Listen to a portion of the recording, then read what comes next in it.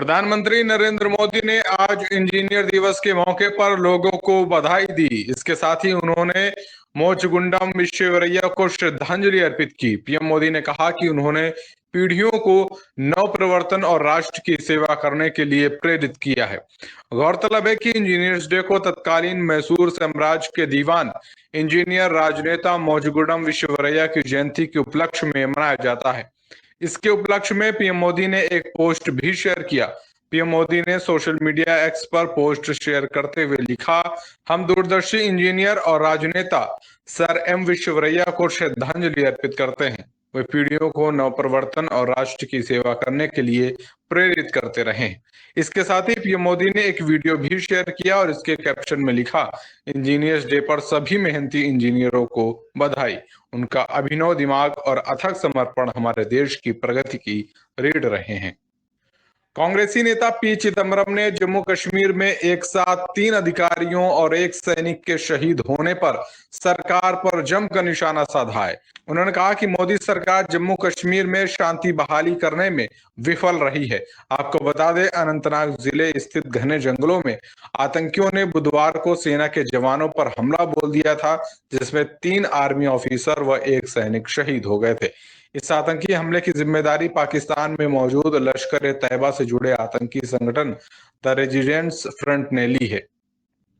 वहीं अनंतनाग जिले में हुए आतंकी मुठभेड़ के बाद कांग्रेस के वरिष्ठ नेता पी चिदम्बरम ने सोशल मीडिया के जरिए केंद्र सरकार को घेरा है। उन्होंने कहा कि सत्ता में बैठे लोग शहीदों को श्रद्धांजलि देने के लिए 1 मिनट भी नहीं रुकते। कश्मीर में सरकार की अव्यवस्थित नीति उजागर हो गई है। जब तक कश्मीर के लोग अलग थलग और ठगा महसूस करेंगे, तब तक घाटी में शांति नहीं लौट सकती। उन्होंने कहा कि ऐसा लग रहा है जैसे मानो सरकार को उम्मीद है कि कश्मीर में उसकी अव्यवस्थित नीति के बचाव में लोग मरेंगे। जम्मू कश्मीर के अनंतनाग जिले के कोकेरनाग में लगातार तीसरे दिन भी आतंकी रोधी अभियान जारी है। सुरक्षा बलों ने कम से कम 3 आतंकवादियों को घेर रखा है, जिनमें लश्कर का लोकल कमांडर उजैर खान भी शामिल है। उजैर के सिर पर 10 लाख का इनाम घोषित है और जम्मू कश्मीर का ही वो रहने वाला है। वह अतीत में भी कई वारदातों में शामिल रहा है और मुठभेड़ में घिरने के बाद भागने में कामयाब हुआ है। आपको बता दें कि 13 सितंबर की सुबह से चल रही मुठभेड़ में सेना के कम से कम 2 और अधिकारी घायल हो गए हैं। वहीं इससे पहले बुधवार को सुरक्षा बलों और आतंकवादियों के बीच हुई भीषण गोलीबारी में 2 सैन्य अधिकारियों और जम्मू कश्मीर पुलिस के एक उप अधीक्षक की मौत हो गई थी। वहीं 12 सितंबर को राजौरी में हुए मुठभेड़ में भारतीय सेना का एक जवान और डॉगी कैंट की गोली लगने से मौत हो गई थी, जिसके बाद सेना और पुलिस ने मंगलवार देर रात आतंकियों की तलाशी के लिए संयुक्त तलाशी अभियान चलाया। मीडिया रिपोर्ट्स की माने तो चिनार कोर के general officer commanding lieutenant general Rajiv Ghai और विक्टर फोर्स के GOC major general Balbir Singh वर्तमान में ऑपरेशन की निगरानी कर रहे हैं। हरियाणा के नूंह हिंसा मामले में कांग्रेस विधायक मामन खान की गिरफ्तारी के बाद शुक्रवार को कोर्ट में पेश किया जाएगा। इस दौरान कानून व्यवस्था कायम रखने के लिए शहर में धारा 144 लगा दी गई है, जिसके बाद प्रशासन ने सख्ती दिखाते हुए आदेश दिए हैं कि आज जुम्मे की नमाज है, लोग अपने घरों की छत पर ही इसे पढ़ें। आपको बता दें, 31 जुलाई को हुई हिंसा के बाद लगातार कांग्रेस विधायक मामन खान का नाम आ रहा था। वहीं सरकार की तरफ से नूंह में 2 दिन के लिए इंटरनेट को बंद किया गया है। 16 सितंबर रात 12 बजे तक यहां पर अब नेट बंद रहेगा। गौरतलब है कि 2 बार नोटिस देने पर भी जब मामन खान पुलिस के सामने पेश नहीं हुए, तो गुरुवार देर रात नूंह पुलिस ने मामन खान को गिरफ्तार कर लिया है। केरल में निपाह वायरस लगातार अपने पैर पसार रहा है। राज्य सरकार निपाह वायरस को लेकर अलर्ट मोड पर है। इस बीच समाचार एजेंसी एएनआई ने केरल के स्वास्थ्य मंत्री कार्यालय के हवाले से बताया कि कोझिकोड के एक अस्पताल में एक निपाह वायरस संक्रमित पाया गया है, जिसके बाद 39 साल के संक्रमित मरीज को निगरानी में रखा गया है। वहीं वायरस के प्रसार को देखते हुए कोझिकोड जिला प्रशासन ने शिक्षण संस्थानों और कोचिंग सेंटरों में 16 सितंबर तक अवकाश घोषित कर दिया है, लेकिन विश्वविद्यालय के परीक्षा कार्यक्रम में कोई फेरबदल नहीं किया गया है। इस बीच निपाह से संक्रमित मरीजों को इलाज के लिए उपलब्ध एकमात्र प्रायोगिक इलाज मोनोक्लोनल एंटीबॉडी को Indian council of medical research ने राज्य में पहुंचा दिया है। बता दें, कोझिकोड में इस वायरस के संक्रमण से 2 लोगों की मौत हो चुकी है और 3 अन्य लोग पॉजिटिव मिले हैं। इसके साथ ही कोझिकोड में निपाह वायरस के कुछ मामलों की संख्या 6 हो गई है। सुप्रीम कोर्ट ने दिल्ली के 2 उत्पाद शुल्क नीति मामले में दिल्ली के पूर्व उप मुख्यमंत्री और आप नेता मनीष सिसोदिया की जमानत याचिका पर सुनवाई 4 अक्टूबर तक के लिए टाल दी है। दरअसल सिसोदिया की ओर से पेश वरिष्ठ वकील अभिषेक सिंघवी ने कहा कि उन्हें मामले पर बहस करने के लिए 2 से 3 घंटे का समय चाहिए। इस पर न्यायमूर्ति संजीव खन्ना और एसवीएन भट्टी की पीठ ने मामले को अगली तारीख के लिए स्थगित करने का फैसला लिया। सिंघवी ने कहा कि सिसोदिया जेल में बंद है, दोनों पक्ष सुनवाई पर सहमत हैं। उन्होंने कहा कि मुझे मामले पर बहस करने के लिए कम से कम 2 से 3 घंटे का समय चाहिए। इस बात से अतिरिक्त सॉलिसिटर जनरल एसवी राजू सहमत हुए।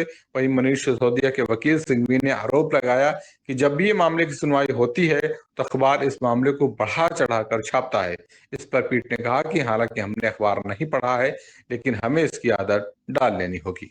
सनातन धर्म के खिलाफ उदयनिधि स्टालिन और ए राजा के बयानों के खिलाफ सुप्रीम कोर्ट में याचिका दायर की गई है।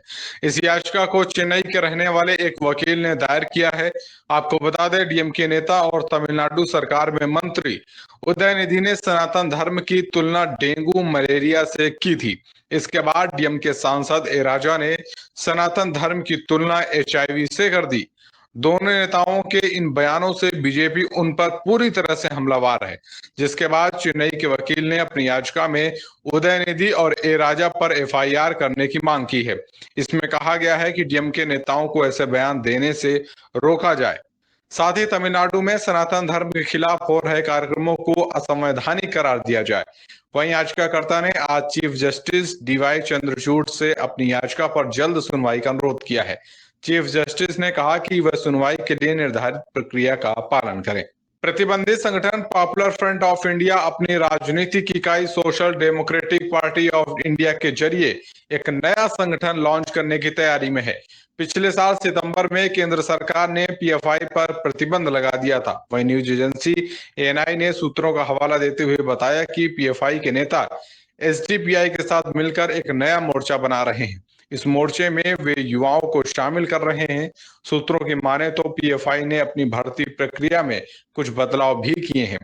अब वह प्रत्येक क्षेत्र से 4-5 लोगों की भर्तियां करेगा और उन्हें प्रशिक्षण और धन प्रदान करेगा। जब इन क्षेत्रों में पर्याप्त सदस्य भर्ती हो जाएंगे तो पीएफआई यहां रैलियां और अन्य कार्यक्रम आयोजित करेगी। उत्तर प्रदेश की राजधानी लखनऊ से सांसद और भारत के रक्षा मंत्री राजनाथ सिंह 15 सितंबर से 3 दिनों के लिए अपने संसदीय क्षेत्र लखनऊ के दौरे पर आ रहे हैं। इस दौरान वे कई कार्यक्रमों में शामिल होंगे। बता दें, भारतीय जनता पार्टी की लखनऊ शहर इकाई के अध्यक्ष और एमएलसी मुकेश शर्मा ने पुष्टि की है कि रक्षा मंत्री शुक्रवार शाम 6 बजे लखनऊ हवाई अड्डे पर पहुंचेंगे। एयरपोर्ट से वो कालिदास मार्ग होते हुए अपने आवास पर जाएंगे। अधिकारियों ने बताया कि 16 सितंबर को राजनाथ सिंह इंदिरा नगर सेक्टर 25 में खुर्रम नगर पुल की प्रगति का निरीक्षण करेंगे। इसके बाद मुंशी पुलिया ओवरब्रिज के चल रहे काम का निरीक्षण करेंगे। रक्षा मंत्री राजनाथ सिंह गोमती नगर में उच्च स्तरीय रेलवे स्टेशन की विकास गतिविधियों की भी समीक्षा करेंगे। बाद में वो गोमती नगर रेलवे स्टेशन से कालिदास मार्ग होते हुए अपने आवास पर लौटेंगे। इसके बाद 17 सितंबर को केंद्रीय रक्षा मंत्री इंदिरा गांधी प्रतिष्ठान में विश्वकर्मा कौशल सम्मान योजना के लॉन्च रिले कार्यक्रम में शामिल होंगे। बता दें, पीएम मोदी इस योजना का शुभारंभ करेंगे। सनातन और हिंदू धर्म ग्रंथ पर हमले का सिलसिला थमने का नाम नहीं ले रहा है। एक के बाद एक नेता करोड़ों लोगों की आस्था को निशाना बनाते जा रहे हैं। नीतीश सरकार में शिक्षा मंत्री चंद्रशेखर ने एक बार फिर रामचरितमानस के खिलाफ विवादित टिप्पणी की है। बिहार के शिक्षा मंत्री चंद्रशेखर ने रामचरितमानस की तुलना जानलेवा पोटेशियम साइनाइड से कर दी। बता दें, हिंदी दिवस पर आयोजित कार्यक्रम के दौरान चंद्रशेखर ने कहा कि 55 तरह का व्यंजन परोस कर उसमें पोटेशियम साइनाइड मिला दीजिए तो क्या होगा। हिंदू धर्म ग्रंथ का हाल ऐसा ही है। नीतीश सरकार के शिक्षा मंत्री ने रामचरितमानस के अरण्यकांड की चौपाई पर भी सवाल उठाए। आपको बता दें, शिक्षा मंत्री चंद्रशेखर इससे पहले भी रामचरितमानस पर कई विवादित और बेतुकी बयानबाजी कर चुके हैं। इसी साल जनवरी में उन्होंने रामचरित और अन्य रेलवे शहरों में मुनाफा वसूली कर HE